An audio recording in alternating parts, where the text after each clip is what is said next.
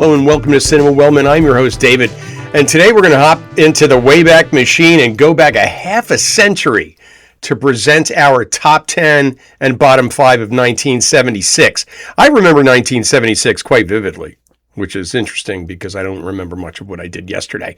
In 1976, I was 14 years old. I was in 8th grade at Sacred Heart School in Newburgh, New York.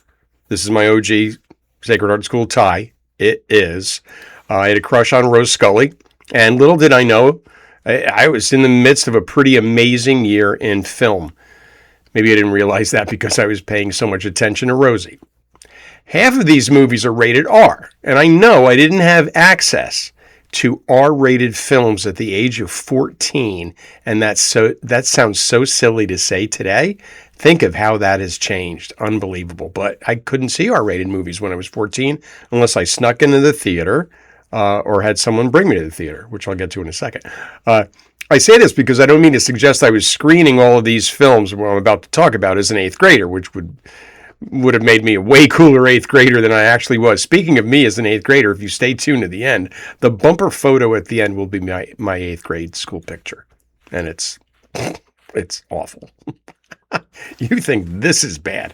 I always thought my first R-rated movie in the theater was Animal House. But I did some research and found out that I was 16 when that happened. And then I looked up the release date of The Fury, and I had my answer. Released on March 10th, 1978, The Fury was a psychological thriller with all sorts of adult elements, including body horror, blood, and I believe even some nudity. My friend Donnie's older sister, Mary, brought Donnie and I, both 15 at the time, to see The Fury, thinking it was a Western.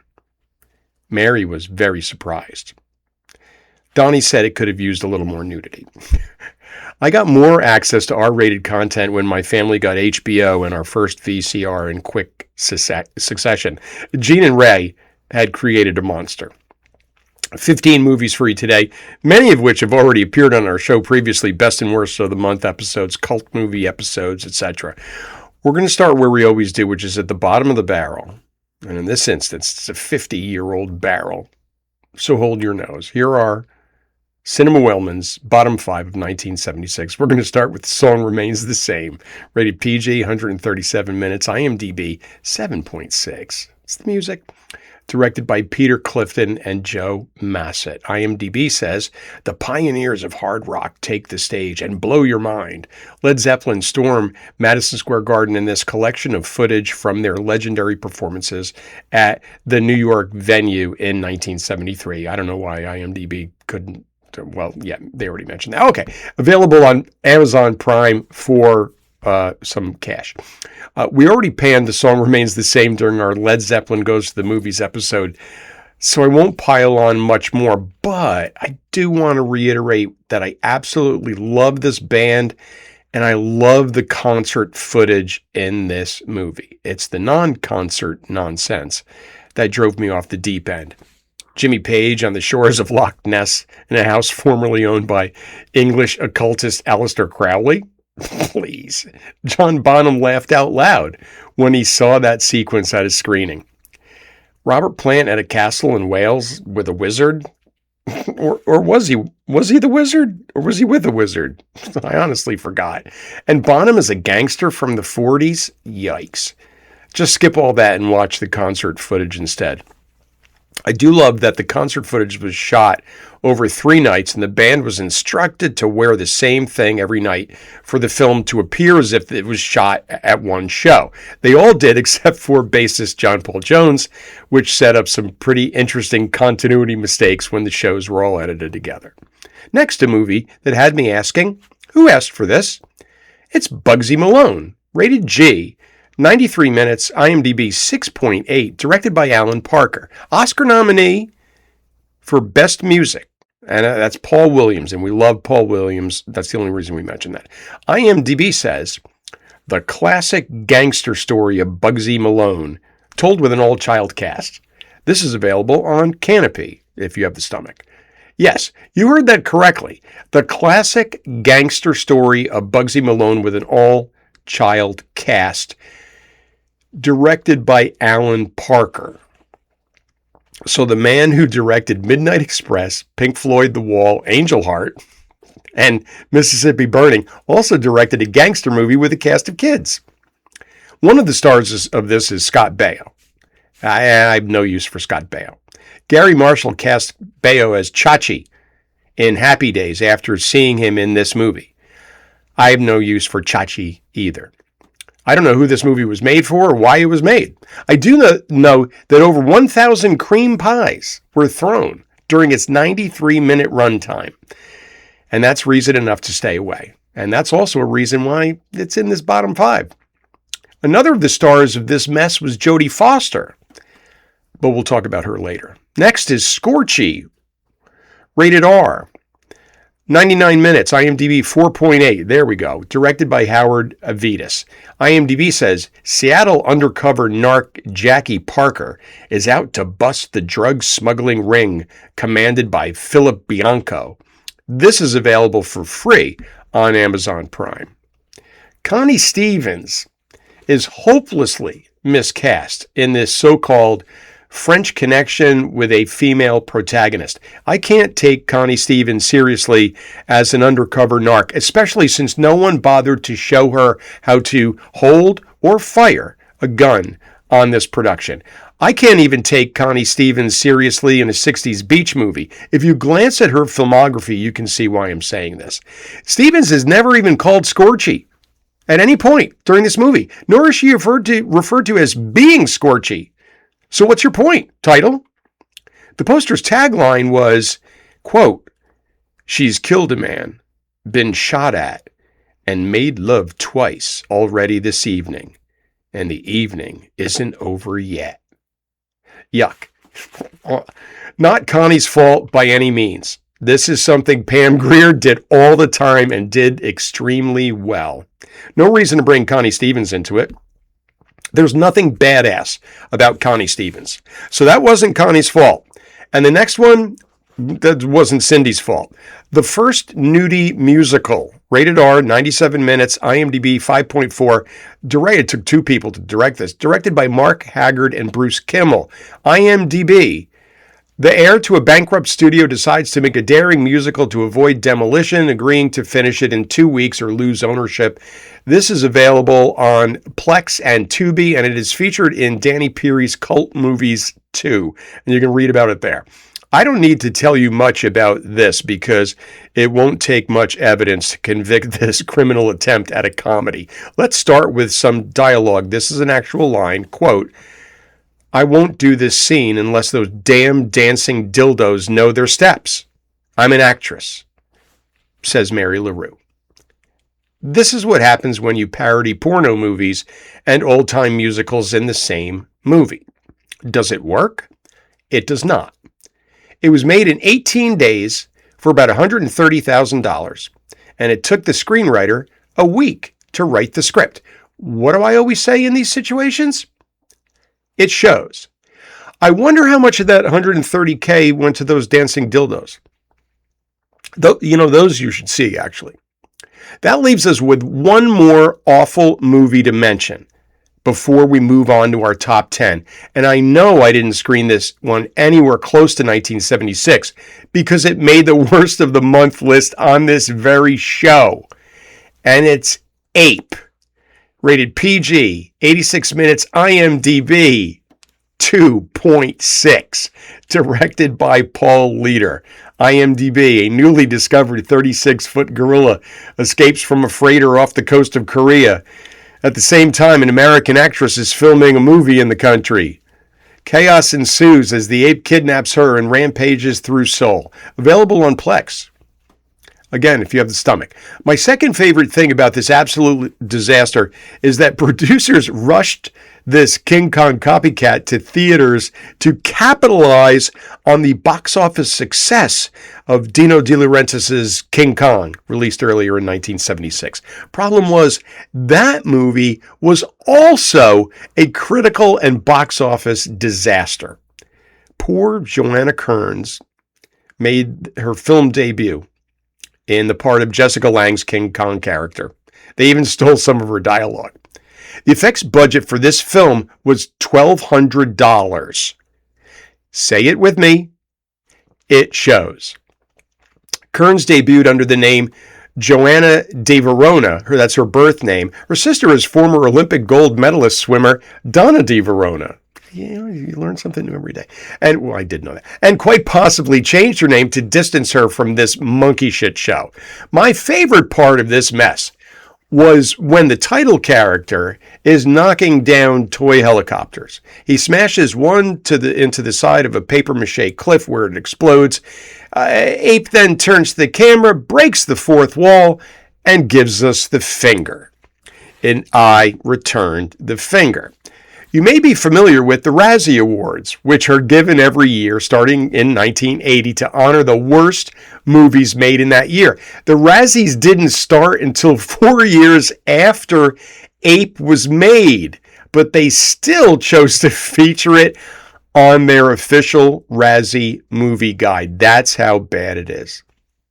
Okay, enough of that rubbish. Let's get to the good stuff. Here are our top 10 of 1976. Our top 10 comprises 3 dramas, 2 comedies, 1 thriller, 1 western, 1 horror, 1 sci-fi, and 1 action movie. 5 are rated PG, 5 are rated R. 4 of them appear in my cult movie books, and 4 of them appear in my must-see movie books. And I got a bunch of those, so these movies are all over those. Our top 10 earned a total of 28 Oscar nominations, winning 8 Oscars plus a Special Achievement Award Oscar in a category that was yet to be created. We're going to begin with our Western, The Outlaw Josie Wales, rated PG, 135 minutes. IMDb 7.8, directed by Clint Eastwood. IMDb, avenging his murdered family, a Missouri farmer hunts down brutal Union soldiers. This is available for rental on Amazon Prime, featured in Bounty Books' 501 Must-See Movies. That's the one I held up with Audrey Hepburn on the cover. And Jennifer Ice's 500 Essential Cult Movie Books. And Danny Peary's Cult Movies, too. And I don't have those on the set with me, but Outlaw Josie Wales. Partially filmed in Kanab, Utah. We love you, Kanab. Stayed overnight in Kanab, Utah. In a movie-themed little hotel that the little bungalows were named after the stars that stayed there. It was magic. The golden age of the Western as a genre was the 1950s. At one point during the 1959 television season, there were over 30 Western shows on network TV, and there were only 3 networks. In any event, the Westerns seemed to be losing steam as a popular genre, with obvious exceptions, of course, but I don't consider growing up in an era loaded with Westerns. Clint Eastwood is responsible for bringing the non-spaghetti Western back as a genre with movies like Hang 'em High, Joe Kidd, High Plains Drifter, and this film. So we'd certainly seen Eastwood in Westerns, but The Outlaw Josie Wales was a different kind of Western. Eastwood made a film with timeless themes so you could like it even if you weren't a fan of Westerns. The film was praised by Native American groups for its non-stereotypical portrayal of Native Americans.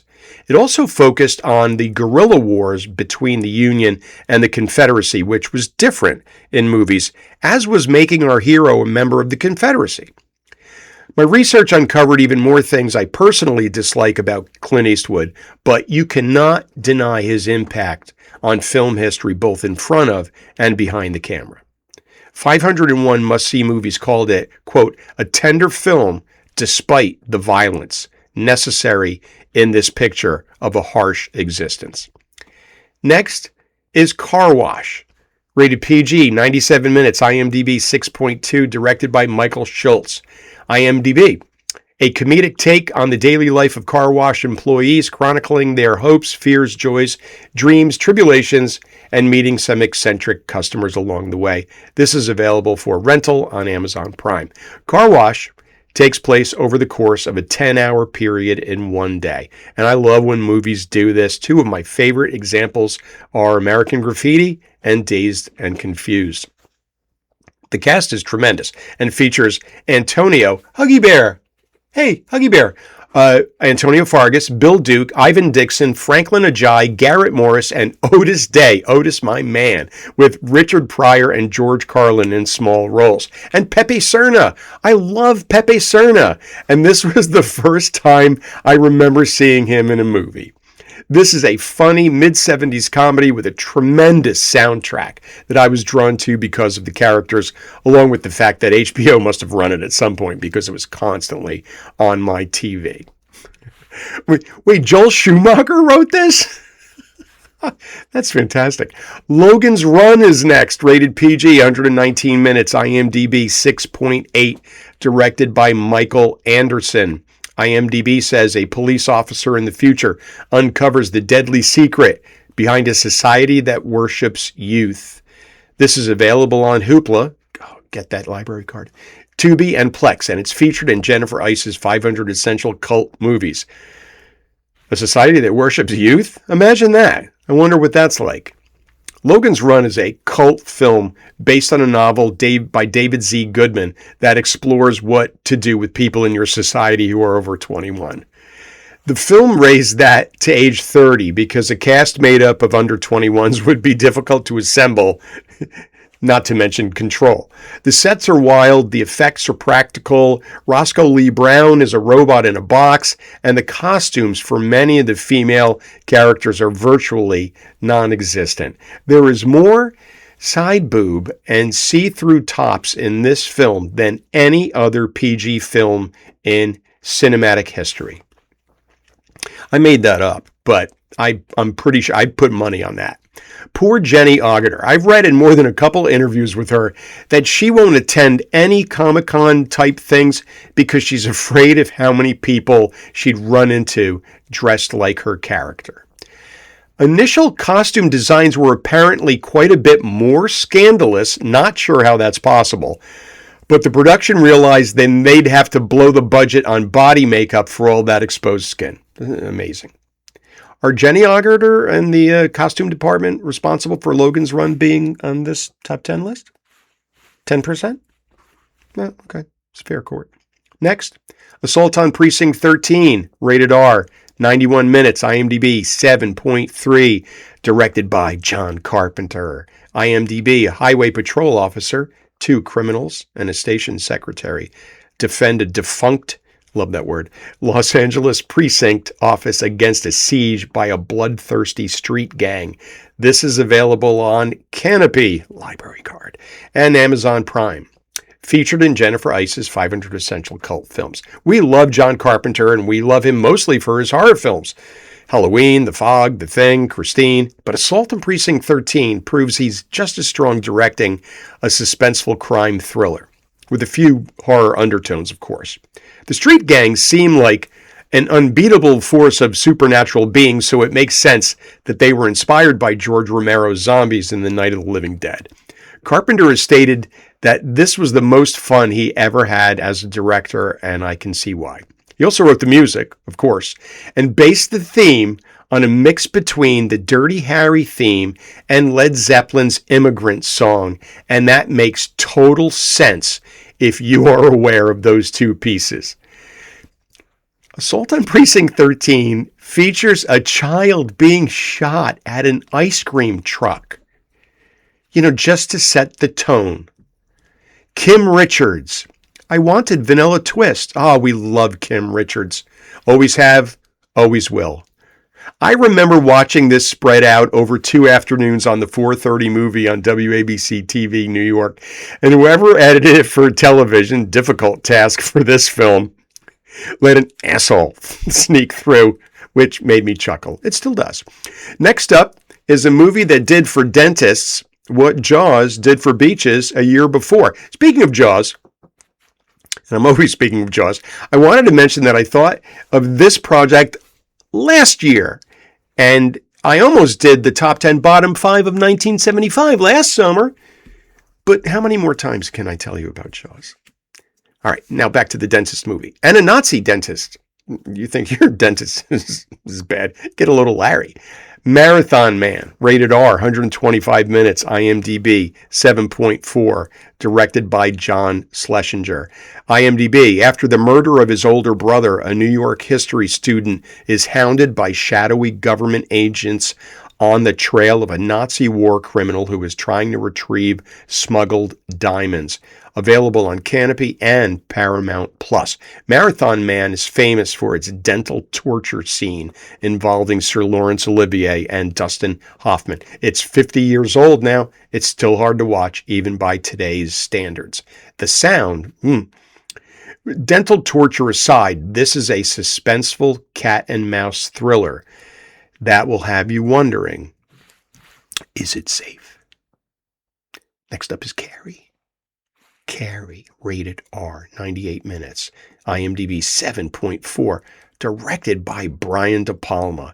IMDb, Carrie White, a shy, friendless teenage girl who was sheltered by her domineering religious mother, to say the least, unleashes her telekinetic powers after being humiliated by her classmates at her senior prom. Available on Canopy and Pluto. Featured in Bounty Book's 501 Must-See Movies, who describes it as emotionally powerful horror. For me, Carrie is also one of those HBO movies of my youth, like many on this list, and I feel like I've seen it 100 times. I can't remember the last time I watched it, but the first time I watched it, the end scared me so much that I slept that night with the lights on, if I slept at all.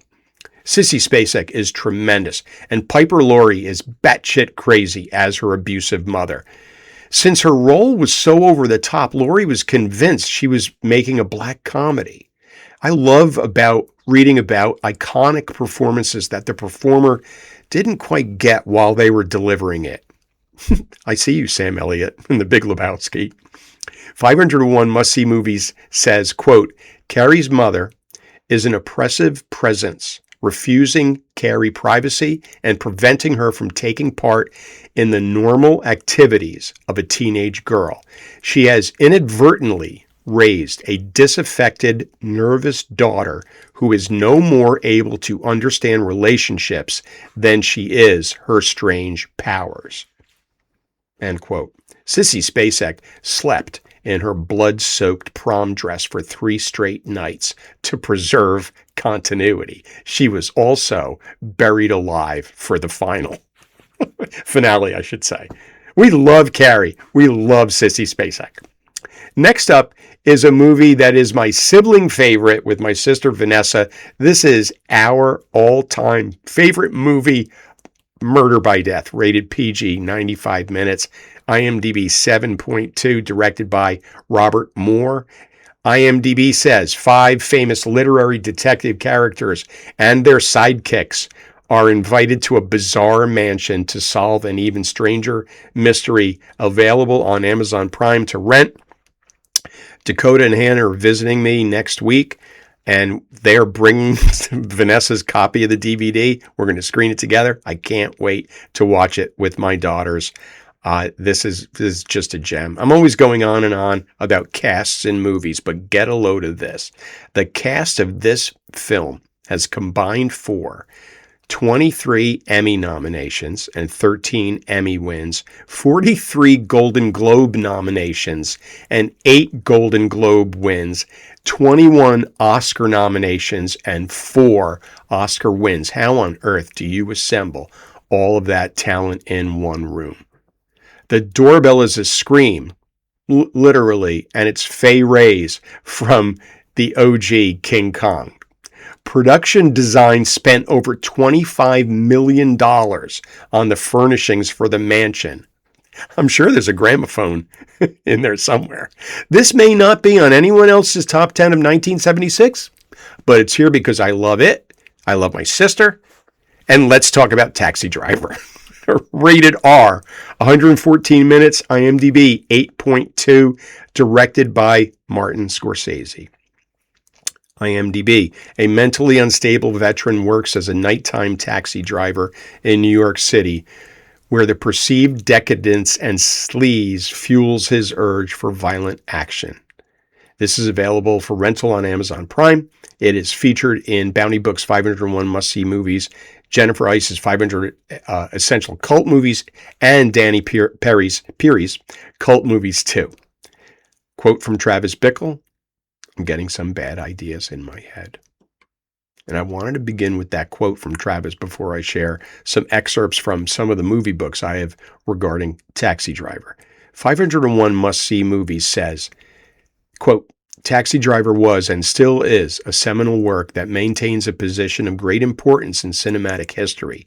It's a character study unrivaled since and shows an actor at his peak and screenwriting and directing at their very best. Travis Bickle flaunts his frustrated isolation like a fallen Good Samaritan, inflicting his loneliness on those around him in the shape of unwanted attention and overzealous help. End quote. Jennifer Ice adds, quote, a blistering portrayal of loneliness and alienation and how an inability to communicate with or relate to one's peers can easily translate into violence. End quote.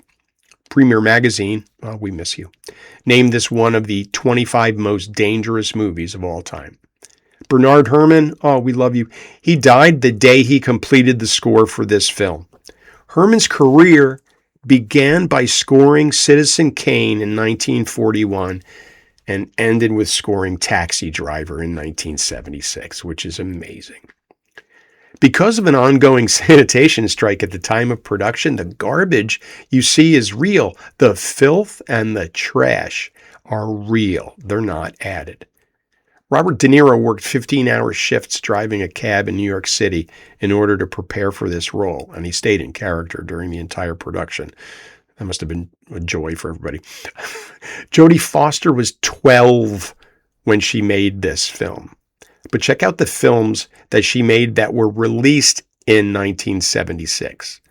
Bugsy Malone, Taxi Driver, Freaky Friday, and The Little Girl Who Lives Down the Lane. And don't forget to look for director Martin Scorsese's cameo as one of Travis's fares. That you should see. Next up is the movie about what I watched every day after school when I was in 5th grade. They made a movie about that. All the President's Men, rated PG, 138 minutes, IMDb 7.9, directed by Alan J. Pakula. IMDb, reporters Bob Woodward and Carl Bernstein of the Washington Post uncover the details of the Watergate scandal that leads to President Richard Nixon's resignation. Available for rental on Amazon Prime, featured in Bounty Books' 501 Must-See Movies. This film, and what it is based on, had a profound impact on me as a young person. It showed me that I should be wary of my government and those in charge, which has absolutely continued into my adulthood. And it also taught me to appreciate the power of good journalism. Sadly, I have little faith in my government or the media these days, but I know that good journalism still exists. It's just getting harder and harder to find. I watched the Watergate hearings and was mesmerized by them. It truly was must-see TV about 2 decades before that was even a thing. 501 Must-See Movies says All the President's Men is a film that charts the perseverance and doggedness of the reporters to try to and discover the truth despite the many obstacles placed in their path. Hoffman and Redford are both at the peak of their talents here, working off one another to produce an exciting, highly charged race against time as they try not only to ensure they collect enough evidence to break the story, but that another newspaper doesn't get there before them. Robert Redford and Dustin Hoffman memorized each other's lines as well as their own so they could interrupt each other in character and make things seem more authentic. Robert Redford stayed at the Watergate Hotel during filming. You just can't make this stuff up. Jane Alexander, who we love, we love a lot of people. Jane Alexander was nominated for a Best Supporting Actress Oscar, even though she was only on screen for 5 minutes and 9 seconds. Beatrice Straight is about to say, "Hold my beer." Network, rated R, 121 minutes, IMDb 8.1, directed by Sidney Lumet. IMDb, A television network cynically exploits a deranged former anchor's ravings and revelations about mass media for its own profit, but finds that his message may be difficult to control. This is available for rental on Amazon Prime. Jane Alexander was nominated for a Best Supporting Actress Oscar for All the President's Men, even though she was on screen for 5 minutes and 9 seconds. But Beatrice Straight in Network was nominated for and won that Best Supporting Actress Oscar with just 5 minutes and 2 seconds of screen time. And if you think she didn't deserve it, watch it. Watch 5 minutes and 2 seconds. She did deserve it. Screenwriter Patty Chayefsky's story about the media is so prescient, it's actually frightening. It's as if Chayefsky knew exactly what was going to happen to television. And sad to say, he didn't really miss by much at all. Director Sidney Lumet was pissed that Network lost the Best Picture Oscar to Rocky, and I'm with Sid 100%. While we're talking Oscar, I would like to do a quick rundown of some of the major categories and these films' impact on the cinematic year of 1976. Here we go. Best Actor, won posthumously by Peter Finch for Network. William Holden was also nominated for Network, as was Robert De Niro for Taxi Driver. Best Supporting Actor, won by Jason Robards, All the President's Men. Ned Beatty, nominated for Network. Sir Laurence Olivier for Marathon Man.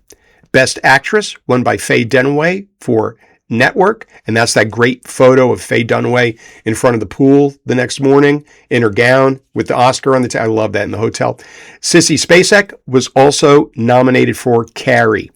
Best Supporting Actress, won by Beatrice Straight, we said, for Network. Jane Alexander, All the President's Men. Jodie Foster, Taxi Driver. Piper Laurie, Carrie, also nominated. Art Decoration and Set Decoration, won by All the President's Men. Logan's Run was also nominated. Sound, won by All the President's Men. Adapted Screenplay, won by All the President's Men. Original Screenplay, won by Network. Special Achievement Award for Visual Effects went to Logan's Run. This was before the Oscar category for visual effects was created. And now the misses. Cinematography, won by Bound for Glory. Network and Logan's Run were also nominated. Film editing, won by Rocky. Sorry, I'm just not a fan. All the President's Men and Network also nominated. Original score, won by The Omen. Also nominated, Bernard Herrmann for Taxi Driver and Jerry Fielding for The Outlaw Josie Wales.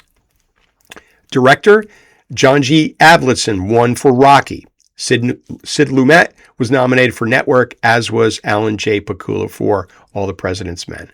Best Picture, won by Rocky, beating out Taxi Driver, All the President's Men, and Network, which has to be one of the worst missed opportunities in Oscar history. That's just awful. That's a whiff. You had 3 out there, any of those 3, and you whiffed. Well, that is a wrap from here at Cinema Wellman as we went back in time to celebrate our top 10 and bottom 5 from 1976. And we will be doing this every season going forward. And again, you should be happy I didn't start this last year. Talk about Jaws. Speaking of sharks, we hope you're with us next time for Cinema Wellman's second annual Shark Week. I watched all of the Sharknado movies, and I can honestly look you in the eye and say, I've seen worse. I've seen a lot worse. I actually can't wait to talk about them. So until then, take care.